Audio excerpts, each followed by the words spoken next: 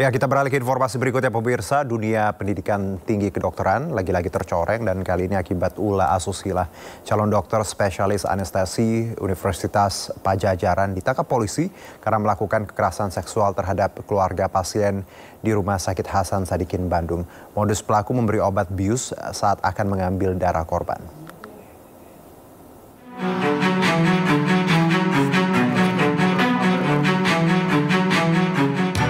Briguna Anugrah dokter calon spesialis anestesi ini tertunduk usai ditangkap Polda Jawa Barat dilaporkan korbannya FH. Pelaku ditetapkan tersangka melakukan kekerasan seksual terhadap korban yang menunggu ayahnya di Rumah Sakit Hasan Sadikin, Bandung. Pelaku membujuk korban untuk mendonorkan darahnya lantaran kondisi sang ayah kritis. Tengah malam, korban dibawa ke lantai 7. Saat hendak diambil sampel darah, pelaku juga memasukkan obat bius melalui cairan infus.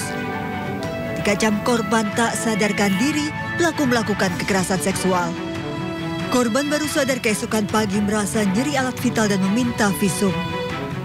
Tanggal 18 kita melakukan laporan ke polisi, tanggal 25 kita sudah tetapkan sebagai tersangka. Jadi sebelumnya sudah akan melakukan penangkapan juga. Universitas Padjadjaran memutuskan mengeluarkan pelaku dari mahasiswa Fakultas Kedokteran Unpad.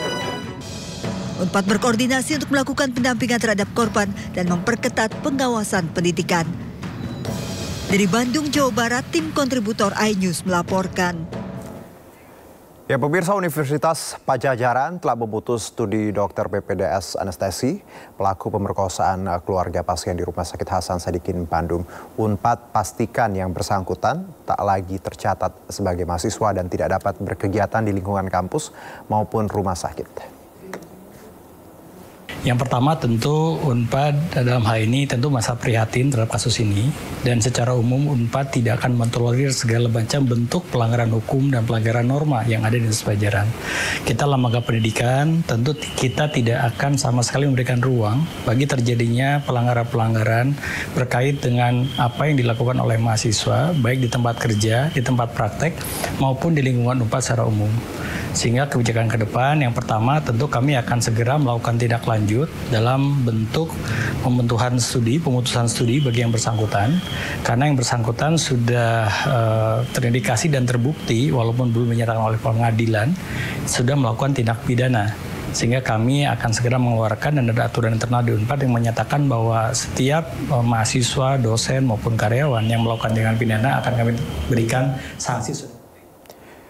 Ya, dan sudah bersama kami lewat sambungan Zoom di Reskrimum Polda Jabar AKBP Azari Kurniawan. Selamat sore, Pak Azari.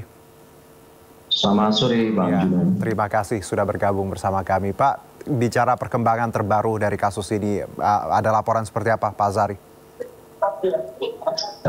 Jadi bisa kami sampaikan update proses penyelidikan dan penyidikan kasus dugaan kekerasan seksual yang dilakukan oleh pelaku atas nama PAP ini. Sampai saat ini penyidik di Treskrimum Polda Jawa Barat masih terus melakukan pendalaman terhadap saksi-saksi, baik itu saksi yang lama maupun saksi-saksi baru yang baru dilakukan pemeriksaan hari ini. Total untuk saksi sampai dengan saat ini sudah kurang lebih 14 orang dilakukan pemeriksaan. Adakah kemungkinan korban lain, Pak, yang melapor sejauh ini? Dari perkembangan yang kita lakukan, kemungkinan itu ada, namun demikian kita belum selesai melakukan pemeriksaan terhadap para saksi-saksi ini. Jadi mohon kiranya nanti akan kita update kembali. Jadi kemungkinan ada korban lain ya, Pak? Bukan hanya satu ini ya, Pak Azari ya?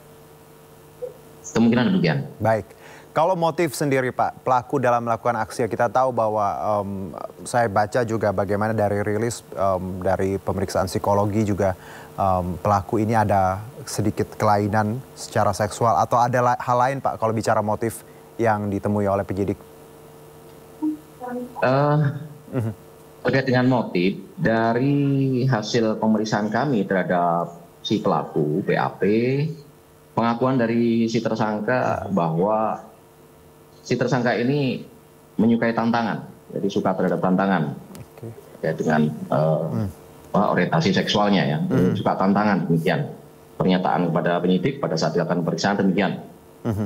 Oleh karena itu dengan jawaban seperti itu tentunya kami dari penyidik merasa ini adalah suatu ketidakwajaran sehingga perlu kiranya kita lakukan pemeriksaan secara fisiologis terhadap si tersangka tersebut. Oke, jadi ya kalau informasi yang beredar bahwa tersangka ini kemungkinan memiliki kelainan tadi bisa dikorelasikan dengan yang Anda sebutkan ya Pak, pengakuan beliau yang yang menyebutkan bahwa menyukai tantangan seperti itu. Pak Azari. Ya, Pak Azari. Halo? Ya. Jadi tadi pelaku tapi tes psikologi atau tes bicara tadi mengenai bagaimana kejiwaan pelaku sudah berlangsung atau memang hanya baru dari pengakuan yang tadi Pak, yang hanya menyukai tantangan seperti itu? Jadi setelah dilakukan pemeriksaan terhadap tersangka, segera kami penyidik memproses untuk pelaksanaan pemeriksaan secara fisiologis tersebut. Oke. Ini sementara berjalan. Baik. Dalam proses ya. Langkah selanjutnya apa Pak yang akan dilakukan penyidik agar kasus ini cepat tuntas dan juga punya jawaban untuk publik yang melihat atau menyita perhatian publik terkait ini Pak?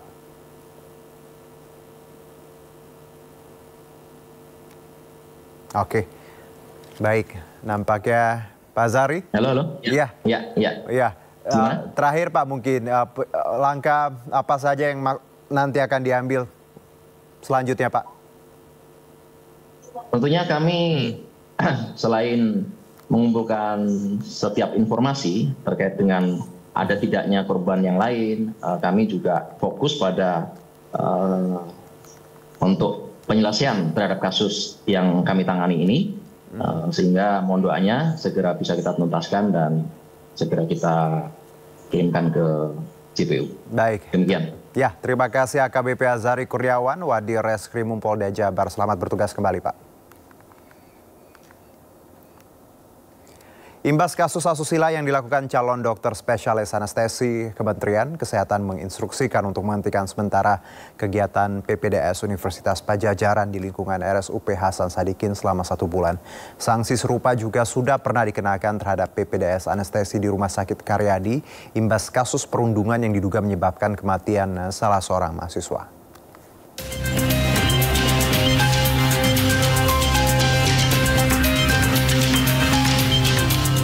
Akhir Desember 2024, dunia pendidikan tinggi kedokteran digemparkan dengan kematian seorang mahasiswi program pendidikan dokter spesialis atau PPDS anestesi Undip yang ditemukan tewas di kamar kosnya.